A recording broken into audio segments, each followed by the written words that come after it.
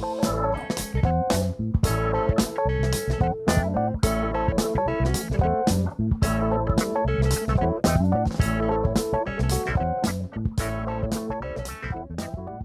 dias and welcome back, everyone. As you can see, I'm joined by Rachel Baez. Welcome. Thank you very much.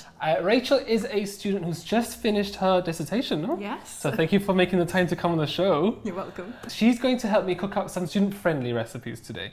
I'm going to make a courgette meatball dish, so it's going to be vegetarian-friendly. It will have egg, but any vegans can replace the egg with anything else. We're also going to make some Iberian or Iberico carbonara, so instead of the usual bacon and Parmesan cheese, I'm going to have queso curado and serrano ham. So it's going to give it a little bit of a twist to it. And you're going to finish off with the dessert. Yes, I'm going to make peanut butter puddings. Oh, I'm excited. Very exciting.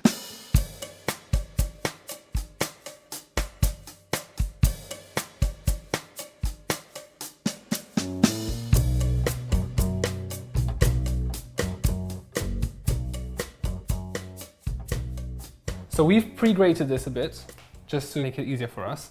But the idea is that you get your courgette and just grate it down, because what we want to do afterwards is squeeze all the water out. Courgettes are very heavy with water. With water, yeah. So I can leave them to sit there for a bit with salt, and then we're going to squeeze them out with a dish towel. In a bowl, we're going to lay out a tablecloth. You can use a muslin sort of cloth or tablecloth. Tissue is not the best thing because it will break. Not ideal. Yeah, not ideal.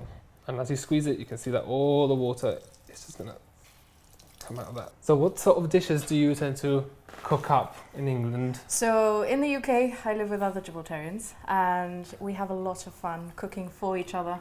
And we make the traditional Gibraltarian dishes en masse. So we're talking food for like 18 people at a time. To last you for the week? Yeah, it's just a budget really, because we are on a budget, we are students, so got to make the most of what we have. And a lot of the time it's vegetarian food, so traditional recipes like minestra, that is definitely one of my favourites and our favourites. It's a lot of vegetables, which is cheap to get, and you can get in large bulk. And it's also about saving money. Also being away from home, you know, you do get homesick, it's natural, you're away for so many months at a time. That used to happen to me as well when I was away for so long. But I didn't have any other people to cook or help me cook in the house as much because they weren't used to Gibraltarian food. Yeah. I mean, I guess that's why you started this whole Mama Lotties. That was one of the reasons. The collection of family recipes. And sometimes, you call your mom on Skype really last minute and you're like, Mom, how do I make lasagna? The curious thing is that a lot of the students make the food differently, no?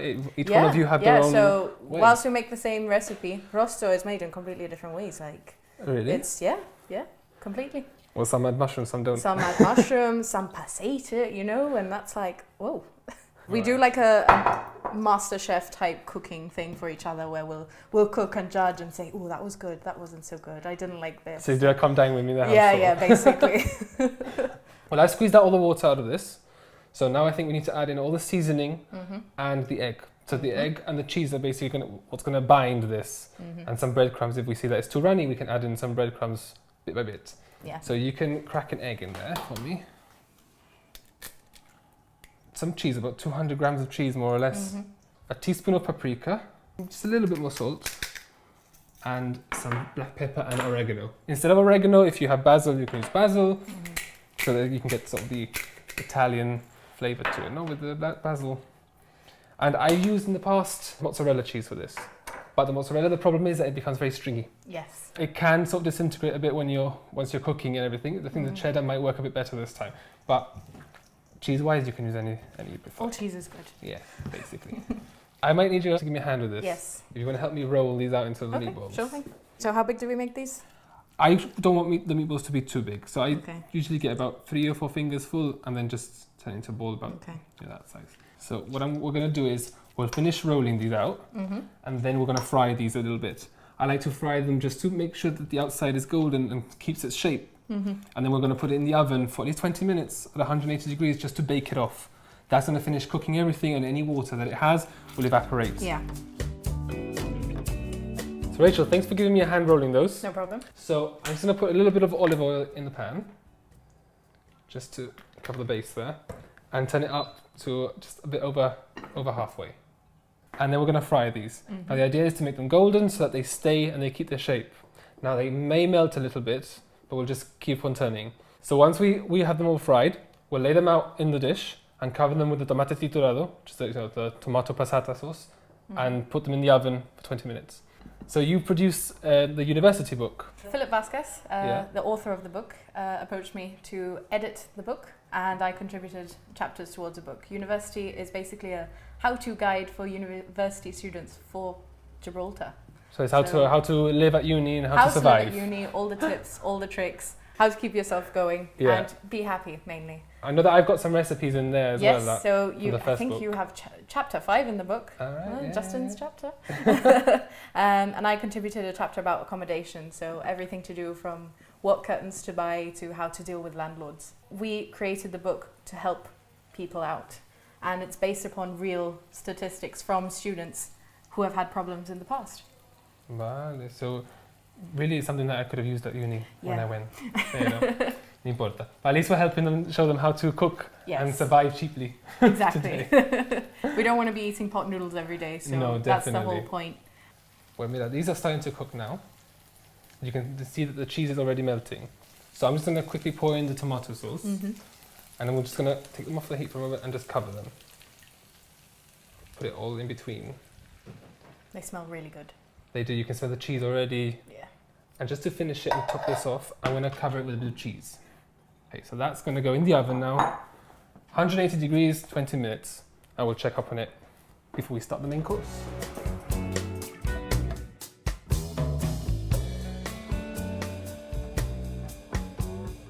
Right, Rachel, this is cooled down. So we should attack this head on. Yeah? Let's do it. Let's go.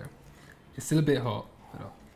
And what I really like is that it's really soft and tender. It is. This could be like a little breakfast for a weekend. Brunch. Some brunch Sunday dish. brunch kind of thing. Yeah, with some bread especially, but it's good to share with friends. Good. What do you think? That was nice, wasn't it? Definitely. Really tender. Yeah. Really smooth. And the cheddar cheese works really nicely this time, because I think I used mature for this one, so it's quite strong. But as I said, any cheese would be ideal. Yeah. And with some bread. With some bread would. Be a nice starter, just sort of take it, interact with your friends a bit, and it's cheap and cheerful. Yeah, agreed. Okay. I think we should move on to the main course. So the carbonara. Let's do it. Okay. Our next simple dish is a carbonara meal that's fit for students, with a little bit of an Iberian twist.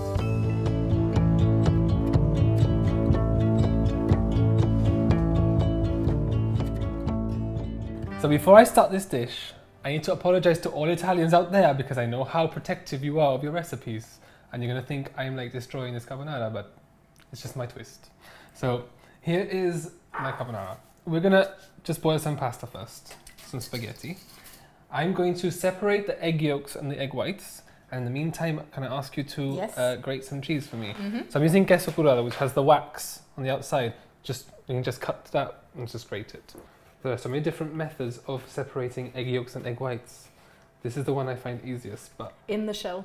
In the shell. Some people use bottles. I've seen that bottle thing online. I don't know why. I just always find it easier like this. So I've separated my egg whites, grating the cheese. Yeah, finished. You just finished. Okay, this pasta needs to cook off, and once this pasta cooks off, then we start with the whole base of the dish. Now, I don't use any cream for this. I personally can't stand when people use cream in carbonara. Yeah. I think it just makes it too stodgy and too heavy, especially for your stomach, and it's too heavy. So I use the egg yolks and the cheese and the pasta water to make the sauce. But be careful because you can scramble the eggs, but we'll get to that eventually. Pasta is more or less al dente, so I'm going to put this to one side for the moment. And in the meantime, I'm going to need your help because I'm going to break up the serrano ham. Yeah. We're going to just cook the serrano ham a little bit. I personally am not a fan of cooking serrano ham too much because it completely changes the taste of it. So it gets all hard and it does. It gets a bit hard, too salty as well. Yeah. So just roughly chopped, and if you can use about 3 or 4 slices of these. This is sort of starting to cook off. Then I'm going to add in the pasta and the butter because we're going to cook everything at the same time in the one pan. So the good thing about this is basically use 1-2 pans. So there's not a lot of cleaning up to do. Because I remember student days, no one likes to do the dishes, no one likes to clean. I'm actually a really big fan of doing the dishes. You'd be surprised. Yeah? Yeah. I mean, I like having a clean house. I don't know. There are some student houses which you just never want to walk into. Oh, you don't want to go in there. That's okay for now. We put the rest just finally ripped up afterwards. Excellent. We're going to pour the pasta in straight from the pan because we want the water. The starchy water is going to be a great binder for this. For that sauce. For this sauce, yeah. It's going to thicken it as well. So do not throw away the water. That's one key tip there. I just stir everything together. And you can pass me the butter, please. We are going to just melt the butter in with the pasta and the ham at the same time. And we're just going to wait for this to melt. We need to like just rub the pasta in the butter, in the ham, and everything together at the same time. What sort of pasta dishes do you tend to cook up, apart from rosto, which you mentioned before? Yeah, rosto is great. I just tend to do this traditional kind of stuff, carbonara, anything with tomate frito in it. Yeah. Use the tomate frito I bring over in my suitcase very sparingly though, so it is a treat to have some sort of pasta with tomate frito. It's all the frozen food, all the bits that you can't get there, or it's cheaper here. No? Yeah, and all those olives as well. Big fan of olives, so I'll just stick olives in with any kind of pasta bake. See, we never travel with clothes, we travel with food. No, like half, it's literally like I'll take 2 or 3 jumpers and then like half the suitcase of olives. I love it, yeah. Yeah, the butter's already there. It's already sort of disappeared. Now it's the bit we add the cheese and the eggs. So the cheese first, you can just pour it in there. Yeah, scoop it in. And this is going to melt in there. And you can already smell, so the queso curado, which is really pungent, really strong, is going to give this a very, very sort of strong flavour. We want this to start creaming. What we can do now, before we add the egg yolks, is pour in some water because it will help the cheese melt a bit and it will keep this runny. So we don't overcook the eggs and scramble them, which is the last thing we want. That is worst case scenario, yeah. And I'm going to pour in the egg yolks. You can beat them or I just sort of crush them in here. You go for it. And what I tend to do is just keep stirring it as I'm cooking. Basically, it's just a case of constantly moving this so that the egg doesn't cook and doesn't scramble and just thickens. It's already turning into a really thick sauce. You can already see that you want that stringy deliciousness. So this looks done to me. See, there's no need for cream because the egg already thickens. Thickened it up, yeah. Because of the starch from the pasta water. So I'm going to put it in an oven dish. I mean, some people, like I think you mentioned before, roast this or grill it for a little bit. Yeah. I just serve it as it is. I just like to put it in here because it's easier for people to like pick out.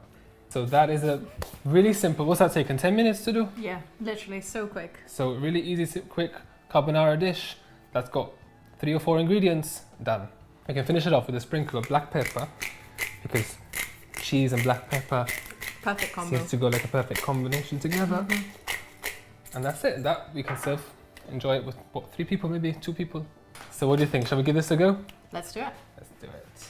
That's beautiful. And there's no need to add salt because the ham is quite salty and the cheese is quite salty. Already salty. Oh. That is actually really, really good. It's nice, it's different. Usually the smoked pancetta gives it more of a smoky flavour. This we give it some more salty Iberian flavour, that's why I like it. It's good, eh? We should finish off with something sweet. So you're going to show me how to do the peanut butter pudding? Puddings, yeah. Which is what, cake? Cake, peanut butter, and some nice and naughty things. All right, brilliant. Let's do that then.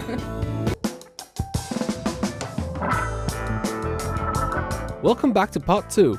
It's time for Rachel to take over now with some sweet dessert of her own.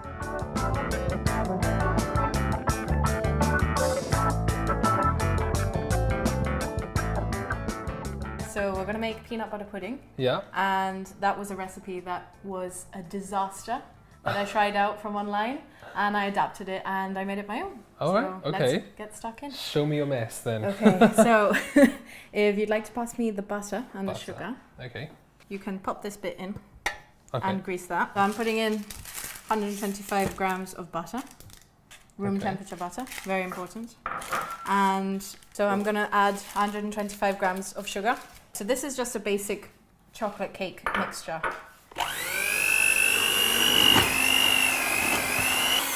Okay. Okay, so this bit is done. So this is the creamed butter and sugar mixture. Right. And I'm just going to get hand whisk and add flour and eggs. Flour and egg, which I saw that you mixed already the cocoa powder with some flour. Yes, so I mixed together 3 tablespoons of cocoa powder with the flour. Yeah. So I'm going to add in a little bit of this. Sieved. To get some air in there, no? Yeah. Should always sieve your flour, that's for sure. Okay, and if you don't mind cracking one of the eggs. Just one. Just one, yeah. Thank you. Second egg. Stick it in. It's going, it's going. Thank you. Okay. Next bit of the flour. So slowly mix and add, yeah? Mix and add, yeah, that's the key. Don't shove everything in all at the same time. Give it some love. Okay, cool. And now what I tend to do is fold in the last bit of the flour. Right. Where did you learn to make this recipe? So this is from my mum. My mum does an excellent chocolate cake. I suppose everyone's mum does an excellent chocolate cake. Yeah. But she's the baker in our house, so she learnt from her mama as well. And my dad's the chef in the house, so really? I get the best of both worlds. It's quite nice. So if you have any questions, you can always ask him how to do it. And yeah, so there was a lot of Skype calls between parents like, Mom, how do I put the bechamel together with... Lasagna was my proper flaw. Yeah, I always get really? lasagna wrong, yeah. No, I loved it because you could make such a big lasagna in the last few days. Last few days. Now I find that YouTube is a big help for me. Yes, that is also a there's huge help. so many tutorials and so many chefs and cooks out there. There's just a lot of inspiration, and you get a lot of Facebook videos popping up with all those videos to give you inspiration. So I'm just going to pour this into the baking tray now and let it cook for about 20 to 30 minutes. So there's no baking powder or anything. We don't want this to rise too much, or no, you don't really because it's not a cake. We don't need height for it. We're actually, depending on your size of the jar that you're making the puddings in, this is more for the taste, for the base. Okay. So it doesn't Or need like to a be spongy too high. base, that's yeah, it. spongy base. Cool. All right. So we can pop that in for about 20-30 minutes now. The next part that we're going to do is the middle layer of our puddings. So this is the peanut butter bun. Nice. Okay, so if you want to put in to our bowl the cream cheese. Okay. So the whole thing? This is half a jar of cream cheese. Half, okay. Yeah. Because this is going to make about how many desserts? Probably about 12. Vale. Something like that. Peanut butter? A whole jar? Half a jar. Half. You can use a quarter of a jar if you're not too peanut buttery, but I'm a big fan, so I tend to use about half a jar. Keep it very nice and yummy. Smooth peanut butter, not chunky. Smooth peanut butter. I suppose you could use chunky as well, but I just like it smooth because the cream and the cake, it all goes smoothly together. Last bit is the condensed milk. Now, the whole tin of condensed milk was about 400 grams more. Roughly, yeah. That should be fine. This looks so healthy already. I just love healthy food, don't you, Justin? Yeah. So we're going to mix this together for a couple of minutes. Smells good, eh? So this recipe, did you just throw it together? You made it up because you went along? Yeah, so this was a recipe I found on YouTube and tried and failed. It was a cake recipe and there was peanut butter involved, and I dropped half the cake on the floor and had to salvage it somehow. So I cut off the top layer of the cake and kept it, crumbed it, made it into a pudding. So it turned out all right in the end. Apparently that's how Eat a Mess was all made, no? Something like that. Similar to Pavlova, went everywhere and they ended up with Eat a Mess. But. So I don't like wasting things, so I salvaged it. Good. No, that's as you should. Well, we've got double cream. Yeah, that is our last step. That's the last step. I went too ahead of myself there. That's coming up next. Okay. Okay, we can wait now. Probably take this out in a couple of minutes. Right, the cake smells wonderful. Yeah, it's not too bad, is it? So No. we've just taken the cake out of the oven. It's been cooking for about 30 minutes. Yeah. And you've got to let it cool so you can touch it. And now basically what we're going to make is the bottom layer of our puddings. Nice, and I saw you got some shot glasses there. Nice little shot glasses. Yeah. To make our puddings look pretty. So just going to grab one. So definitely student life, party style For life. sure. Yeah. So just grab a spoon. This is a really messy part, so don't worry about getting this wrong. So grab a spoon of the cake, a couple of teaspoons. So it's okay that the cake's still a bit warm? Yeah, it's fine. I mean, would be ideal if it was absolutely room temperature. But Okay. it's fine. That I it's a suppose bit once raw. you're filling them, they can cool down. Yeah. So just filling one of these Yeah. and pressing it in a little. So this is Wow. making the base of the pudding. Right, okay. I Okay. can give you a hand with that then. Yeah. So as I said, this was a failed recipe that went wrong. And I dropped half a cake on the floor. And I had to improvise somehow. And I thought, well, I'll just cut the cake that didn't touch the floor. Student savings, literally. Yeah. And I did this with it. Kind of just... Well, it was successful. Yeah, it was successful. It's an adaptation. Was it just for you or was it for like a party? Oh, it was just for me. It was weekend baking to keep me sane. Yeah, I know the feeling. Yeah. At least you ended up with something successful that now you can make at dinner parties for your Exactly, friends. that is very true. So, Very true. I mean, it's always great to experiment and try new things. I'm a big fan of experimentation in the kitchen.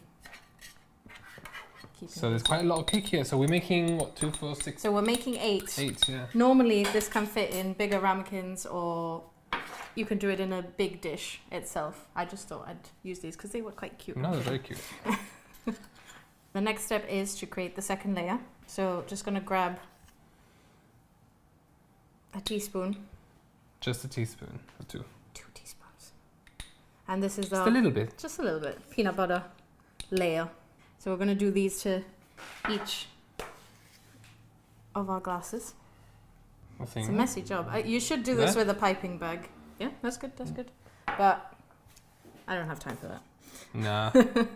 I've never even used a piping bag before because I've tried it once or twice and I end up with Mess cream everywhere. mess Yeah. everywhere. Just keep it simple. So what kind of other desserts do you sort of tend to make? I'm not actually a very dessert person. I'm more savory. I really that's enjoy more- making Japanese food. Okay. That's quite fun. Sushi, ramen, the typical traditional stuff. Sushi is surprisingly easy to make as well. Yeah, I've never made sushi before. People think it's really complicated, but it's easier than it looks and it's really fun. Yeah, what makes me nervous is the whole having to make sure the fish is frozen before. I tend to use, make it westernized and use things like smoked salmon Okay. and veg, Cooked, avocado, yeah, and yeah. cooked stuff Bit already easier. in it. So I'm just flattening these on the top a little. So the last step that we're going to do now is we're Yeah. going to pop these in the freezer for about 15 to 20 minutes, just so the top firms up. Okay. And then we're going to add the final layer and decorate. With the final layer is the cream and then the chocolate bits on Cream top. and chocolate bits on top. Go in. Exactly. These look wonderful. Yeah, so they've been sitting in the freezer for a few minutes just to firm up the top. Okay. So now we're going to add the last layer. So last layer is just going to be popping on some yummy cream, Which you whipped beforehand. which I did whip beforehand. So just grab a teaspoon and go for it. Okay. Just 1, 2. 1 or 2, yeah, just to fill it to the top. So ultimately this is going to be pretty sweet. Yeah, so this is really sweet. So don't eat this in large quantities. No, I think it's good that we made them in shot glass In size. shot glasses. They're palatable that way. And if you'd like to take a chunk Of what? Flake? of chocolate, yeah, Yeah. and just break it up and crumble it over the top. Okay. Crumble it. Yeah. They look quite pretty like that. Yeah. But to make it extra peanut buttery, I like to add some And some colour to it, no? peanut butter chocolates on the top. Extra Nice. fun. It's like a little Yeah, party treat now. Party treat, Ooh. exactly. I like to cook and keep it fun. Yeah, of course. That's the main part. No, cooking about should it. be fun. Baking should be fun. Yeah, Nothing should be taken too seriously anyway. agreed. Cool. So, beautiful. Yeah. So I think we should try one. I feel like I'm going to make a mess of this. So we should give these a try then. Yeah. Let's dig in. So the whole way through. Whole way through. Oh. Oh, try not to.